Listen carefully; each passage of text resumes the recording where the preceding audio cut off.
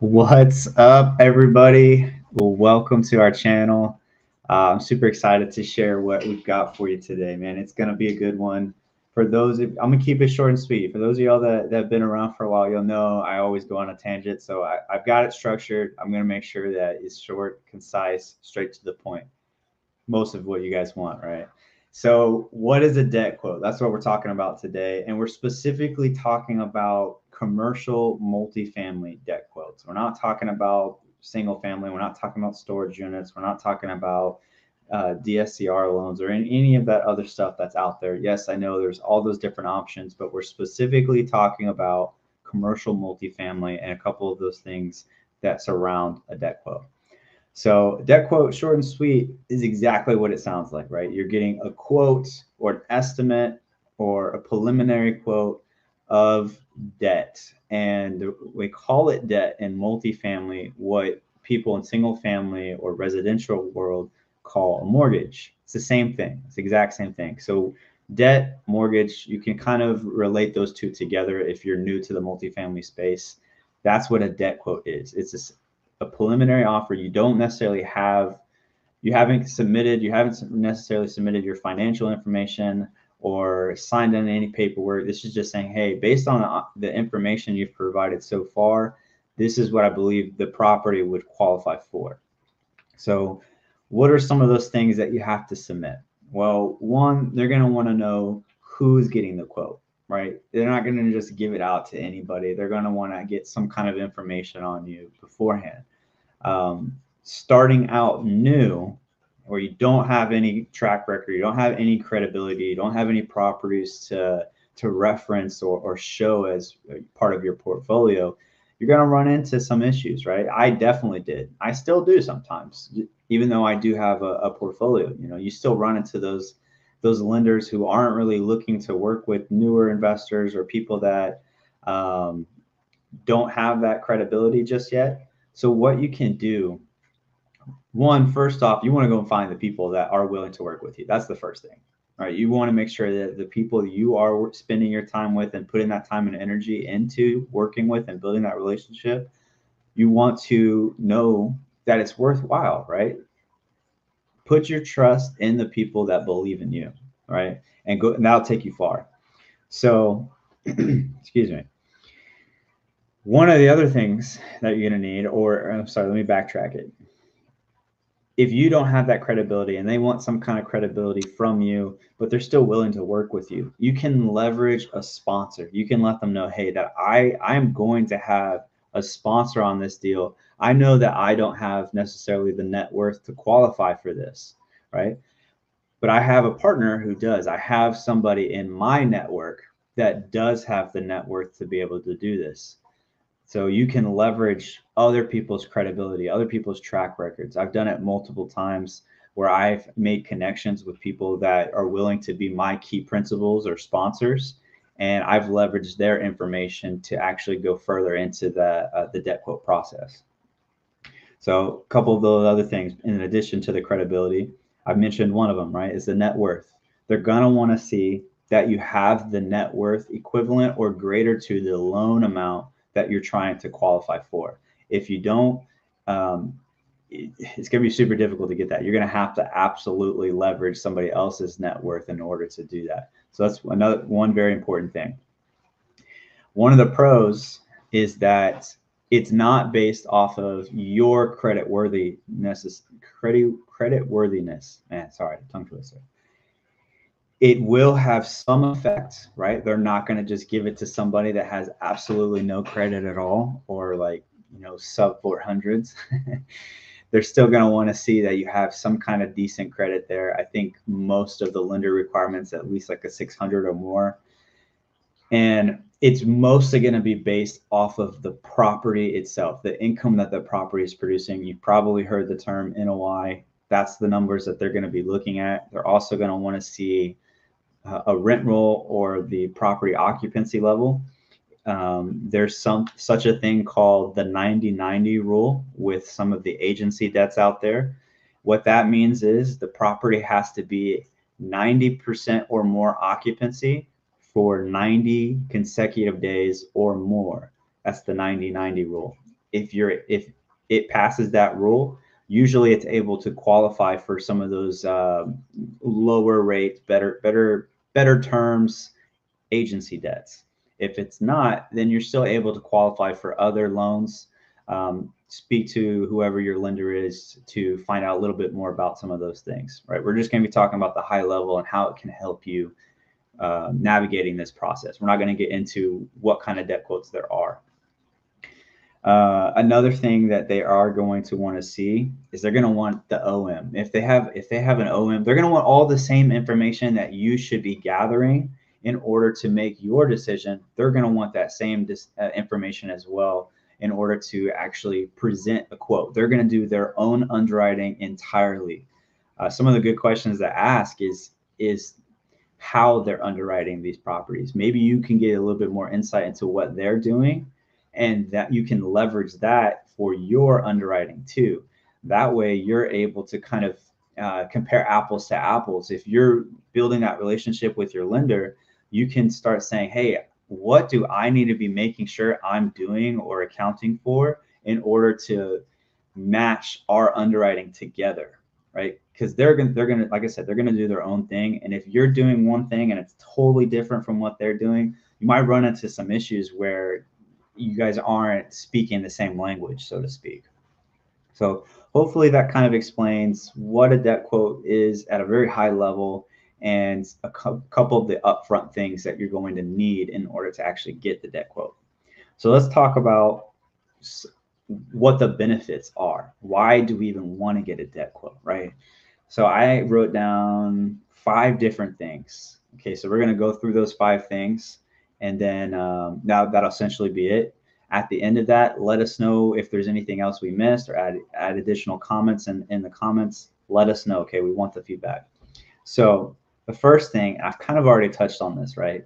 The first thing that a benefit of getting and acquiring these debt quotes is you're going to be building a relationship with this lender, and potentially multiple, right? Because you never really want to just get one. You want to get multiple different debt quotes for the same property, at least 3. There are lenders out there that are called marketplace lenders, and those are great. I love marketplace lenders. I have one that I absolutely love working with. He's super humble, really good guy. And what they do, what a marketplace lender does, is they have a database of different lenders that they work with. So essentially, they are like the broker between you and that lender that's actually going to be lending the money. They do charge a fee. The one I work with is pretty transparent about what the fee is. Usually it's anywhere from 0.5 point to 1.5, sometimes 2 on that really high end, but it's usually about that 1 or 0.5 point range. They're really great. They allow it so you can just go to one lender, deal with one person, build that relationship with that one person, and you're still able to get multiple quotes. Usually I'm able to get a debt quote sheet of like 10 different quotes for one time. One time I go and do it, make one phone call, and I have 10 quotes by the end of it. Usually it takes 5-10 minutes. It's great. I love it. You don't have to go that route. You can go and build multiple relationships, like I was saying, with different lenders, especially if you're operating in different markets.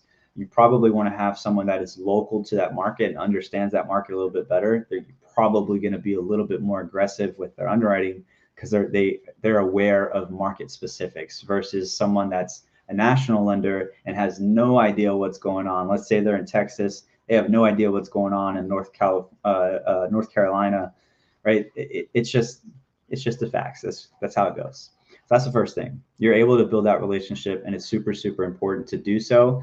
And the more and more you go back to them and work with them, obviously you want to keep them informed of what happens. Like, hey, the seller didn't go for it, or we got whatever it is, right? Just keep them informed. Over communication is always going to be better for you and your business.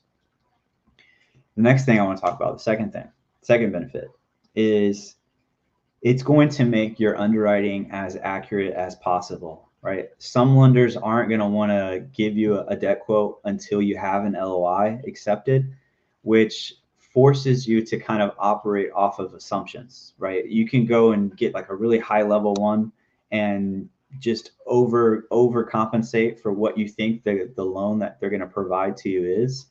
But if you're able to actually get the debt quote prior to even submitting the offer, you know you have that debt quote and you can operate not off of assumptions anymore. You have a debt quote right there in front of you that you can plug in those numbers and put that into your underwriting and have a much more accurate offer of what you can actually pay to the seller. So it's gonna give you a competitive edge for sure. So being able to find a lender and secure that prior to actually having the LOI accepted is going to be really beneficial for you. But again, most lenders aren't going to want to do that. They're going to want to see an accepted LOI because they don't want to waste their time either. They don't want to go and generate all of that information for you. It takes some time to underwrite the deal and then put that debt quote together for you. So keep that in mind.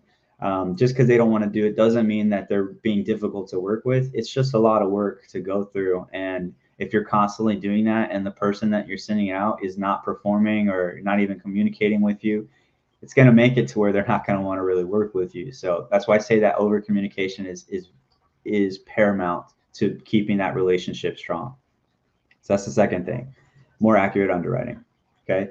The third benefit that I want to point out is if you come in with a debt quote, right? If you already have a debt quote prior to submitting the LOI, you can let them know, hey, the broker or the seller, whoever it is, hey, I have this debt quote in hand. My underwriting is solid because I've already secured this debt quote. And the seller or broker is like, man, this guy, he means business, or gal, or, whatever. I'm not biased here.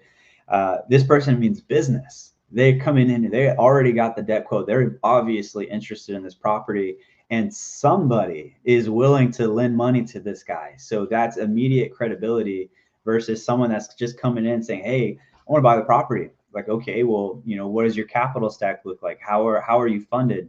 They're going to ask all these questions, the brokers and the seller, most of the brokers, they're going to ask you these questions, right? So you want to make sure that you're able to kind of secure that. And it's just one more tool in your tool belt to just say, hey, I've already got my debt quote. I know exactly what I can pay for this property and what somebody is willing to loan to me, especially if you have multiple, right? So that's the third thing, buyer credibility. The fourth thing kind of ties into that same thing of presenting that credibility to the broker. But this one, you can actually leverage that quote or those multiple quotes in your negotiations, especially right now in this market, right? Because the majority of sellers, their expectations are up here, but in reality, they should be down here because that's where the lenders are telling us that's where we need to be. They say, hey, I know the seller's asking here, but we can only lend you this much. So you have to come with the difference, right? The most common that I'm getting now with my debt quotes is like 60% leverage. So that's putting us at having to bring that extra 40% in either cash to the seller or structuring some kind of seller financing if that first position allows it, or even going to get supplemental debt or having a debt fund or some other kind of method of bringing that 40% of equity to the table, right? They're going to want to see that. So the fact that is there, that's making our offers come substantially lower. So that by providing that debt quote and saying, hey, look, this is what I was given. This is what they told me to underwrite with. And so that's what I did. I presented, I underwrote based off of what I was provided. And it wasn't just one, I have multiple debt quotes saying the same thing, right? And you can even say, hey, here, I'm using the best debt quote I was provided and my offer is still down here. Right. So that's going to give you a huge piece of negotiation tools when you're speaking with these brokers and or sellers. Okay. Last thing, and this is going to be more of not necessarily right away, but you will be able to kind of start picking this one up as you do more of these. So the fifth benefit that I wanted to throw out there is you're going to be able to have a finger on the pulse, so to speak, of the market trends that are ongoing. If you're constantly getting a debt quote every month, every 2 weeks, you're going to have a much better grasp of what the market is actually doing, what it actually looks like, versus getting a debt quote, once every 3 or 4 months or every 6 months or whatever it is, right? If you're actively getting new quotes over and over and over and over, you're going to start seeing, hey, it's slowly gradually going up, or hey, those quotes are getting better. I'm seeing that leverage come higher and the interest rate going down. Maybe it's time I should start really putting out a lot of heavy offers. I should do this now, right? So you're going to be able to have a better, bigger picture, a holistic view of what the market is doing because you're actively getting new debt quotes constantly. So short and sweet, guys. I just wanted to come out here and drop a couple nuggets on you guys. If you liked it, let us know. If you didn't like it, that's okay too. Let us know. Let me see. I got some comments here in the chat. I see David J. What's up, David? I love it. Good to see you, man. Guys, like I said, if you like the video, let us know. If not, let us know too. Go like and subscribe to our channel. Do all that stuff. We want to know what you guys want to hear from us. Let us know so we can make content specific around that, and we can put more focused value to you guys rather than just putting out what we're thinking of in the moment. Okay, so definitely let us know. Other than that, you guys have a wonderful evening, night, day, morning, whatever time you're watching this. Peace out, guys. Have a good one.